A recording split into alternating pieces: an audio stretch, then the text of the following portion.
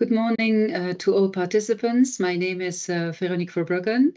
I'm Interregional Advisor on Governance and Institution Building at the UN Department of Economic and Social Affairs, Division for Public Institutions and Digital Government.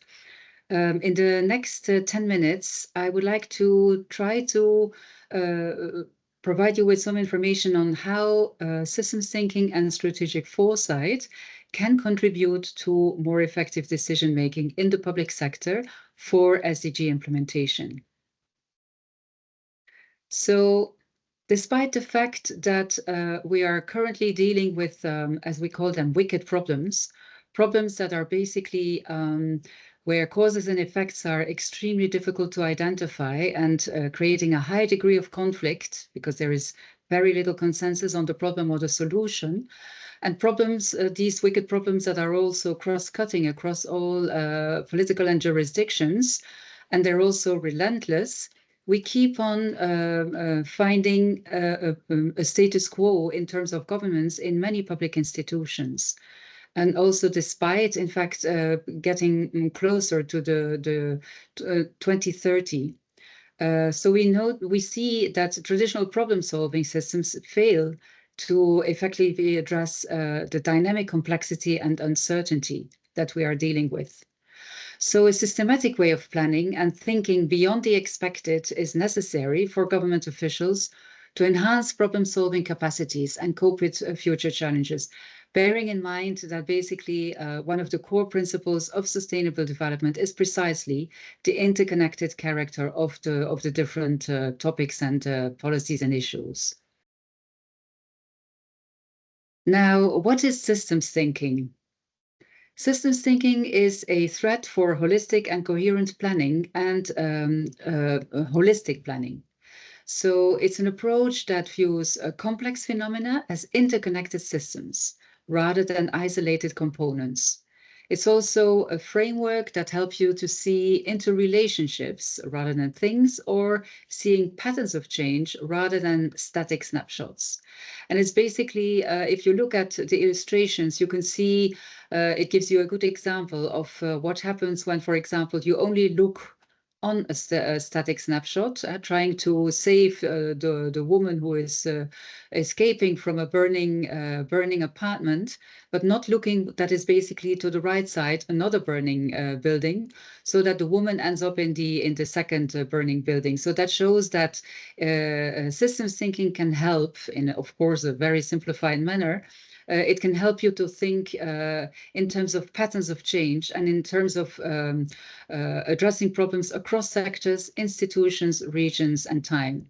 And especially the time dimension is important because systems thinking helps you to understand the importance of long-term planning.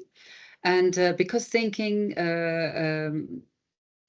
as decisions you take sometimes take a long time before they play out, and you can therefore not immediately see the impact of the decisions you've taken. So it helps you and encourages you as decision makers to also look on the long term and plan in the longer term.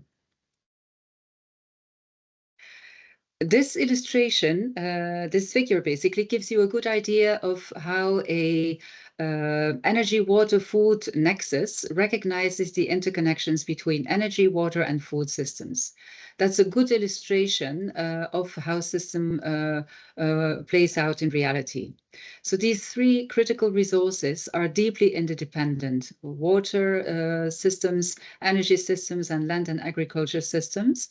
And the management of one often has significant implications for the other.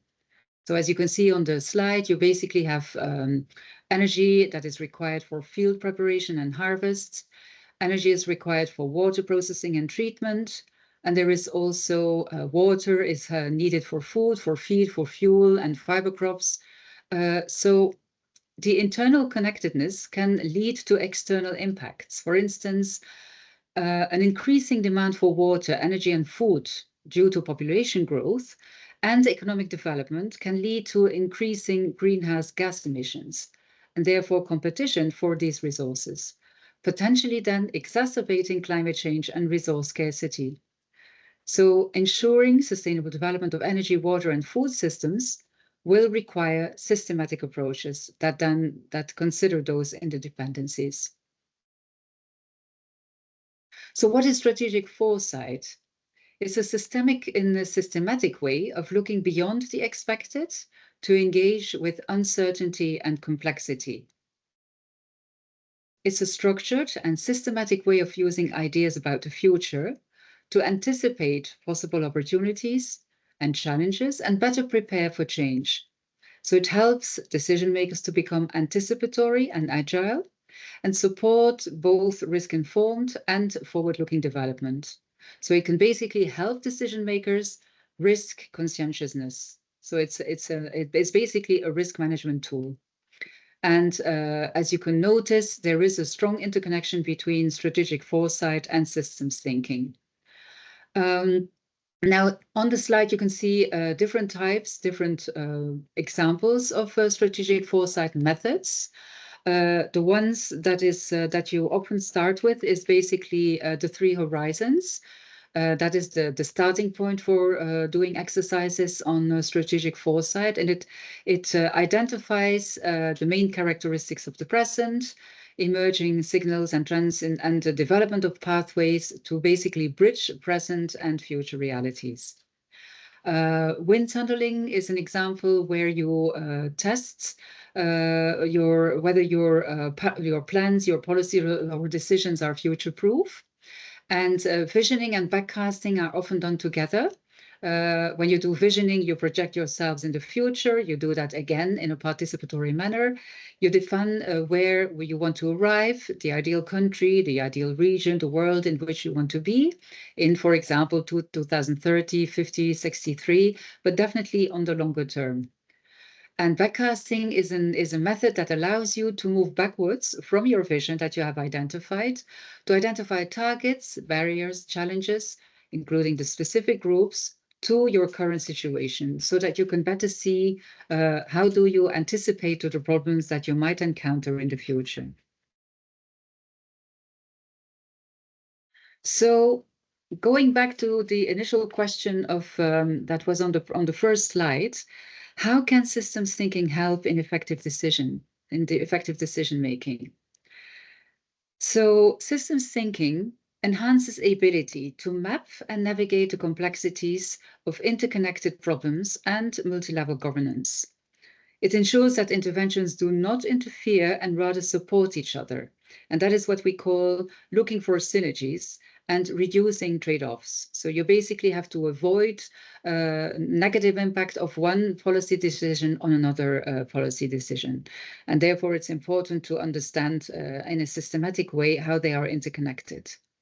It enhances decision makers' ability to integrate competing and opposing forms of knowledge and coordinating among different organizations and interests to form a coherent policy fabric. So it improves policy dialogues and also learning among various government and non-state stakeholders. It also advocates a network approach and the broad engagement of relevant stakeholders in design, in implementation, monitoring, and evaluation. So it's not about only involving them in at a later stage, only in terms of consultation, but it would be important to involve them in the design, in the implementation, monitoring, and evaluation. By using systems thinking, you map who are the interacting actors, which allow you to get a better sense of who are your allies and antagonists, and therefore find out a bit how to adapt your negotiation strategy to maximize support and limit resistance to your preferred policies. So how can strategic foresight help in effective decision-making? First of all, it can help in addressing risk management. So building preparedness and resilience, including contingency planning, and challenge existing assumptions and avoid unpleasant future surprises. It can also help explore possibilities, scenarios, and options as a part of a standard strategic or policy planning process, because strategic foresight typically asks what are what future developments should we be aware of in planning and resources to succeed. It can also help to define an organization purpose or continuity. So it can help organizations build vision and gain buy-in under conditions of change. It can also support in a kind of an innovation culture by spurring you thinking about the best policies and address these opportunities and challenges. So it basically reinforces crisis preparedness and help to install a more agile mindset. And finally, I think an important point is that it helps address intergeneration equity. So it's a necessary approach to ensure that no one is left behind. And by doing regular impact assessments of today's policies on future generations, it can help negative implications for sustainable development and for future generations.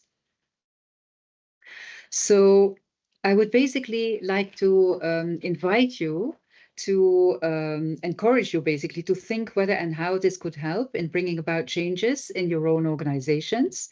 So systems thinking and strategic foresight help public sector officials to act as future-proof system stewards and policy entrepreneurs. So again, I would like to encourage you to maybe look at how this can be applied in your own organizations where you think you can encounter or will encounter challenges or opportunities. And wishing you good luck for the rest of this seminar or workshop. Thank you very much.